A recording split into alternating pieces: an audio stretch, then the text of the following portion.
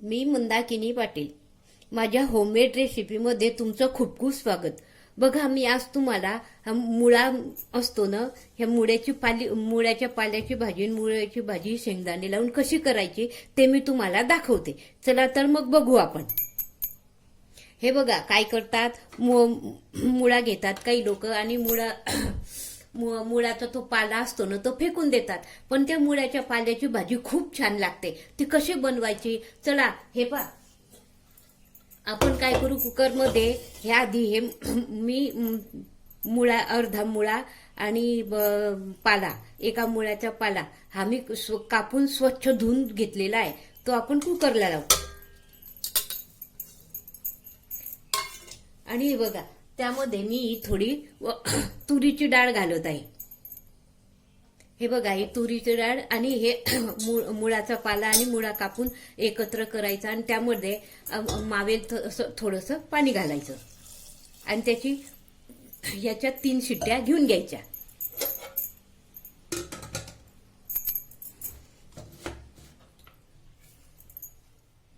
Cooker चढवलं आहे मी गॅसवर आणि आता आपण ह्या 3 शिट्ट्या घेऊन घेऊ.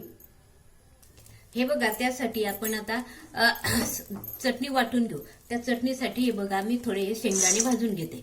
आता आपण हे थोडे शेंगदाणे भाजून घेऊ. हे बघा, आपले शेंगदाणे भाजून झालेले आहे. आता हे आपण एका डिश मध्ये काढून घेऊ. हे बघा, आता आपण थोडा अर्धा कांदा भाजून घेऊ. हा कांदा ऑप्शनल आहे, ज्याला टाकायचा असला तो टाका, नाही टाकला तरी चालेल.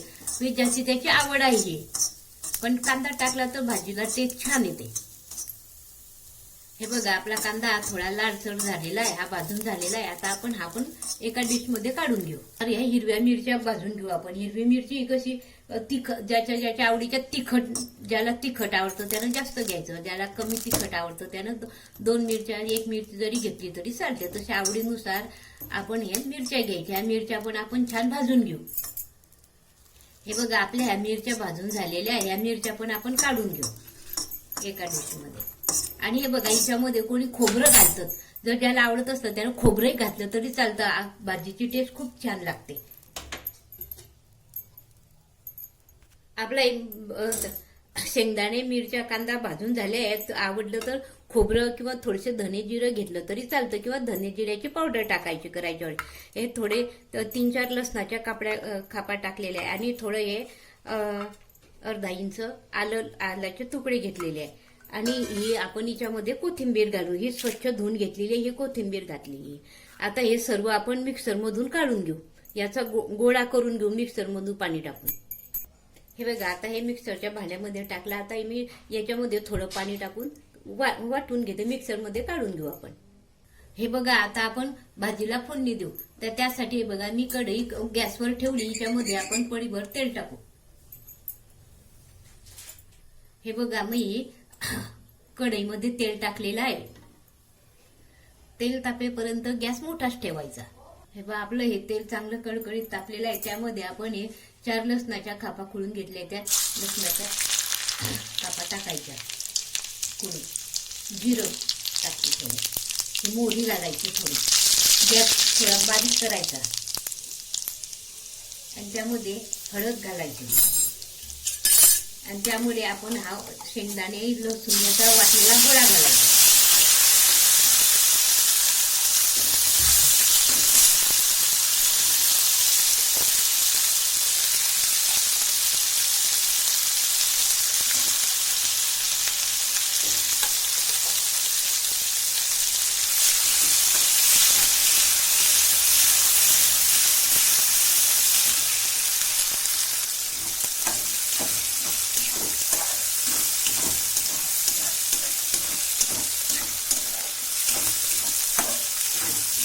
आणि हा शेंगदाण्याचा गोळा आहे ना, हा सारण हे चांगलं तेल सुटेपर्यंत परतून घ्यायचं.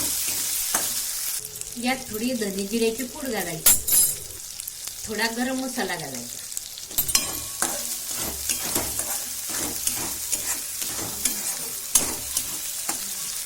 हे बघा, आपला हा मसाला, शेंगदाण्याचा मसाला हा सर्वात चांगला छान परतून झालेला आहे. आजूबाजूने बघा कसं तेल सुटलेलं आहे, असा होऊ द्यायचा. आणि त्यामध्ये आपण हे कुकरमध्ये डाळ शिजवलेली, भाजी आणि डाळ एकत्र शिजवलेली असते ते घालायचं.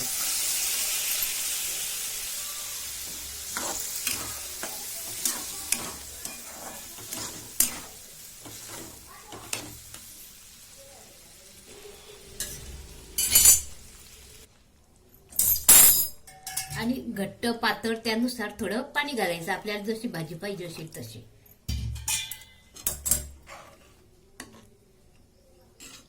हे बघा, वरतून थोडं चवीनुसार मीठ घालायचं.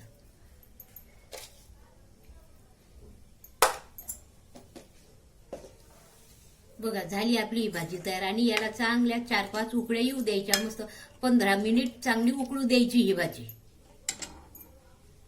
हे बघा, अशी आपली भाजी आता उकळायला लागली आहे. थोडा गॅस मंद करून द्यायचा, मीडियम करायचा गॅस. आणि ही जवळजवळ 15 मिनिट अशी चांगली मस्त उकळू द्यायची. जेवढी छान उकळली तेवढी तिची टेस्ट छान लागते.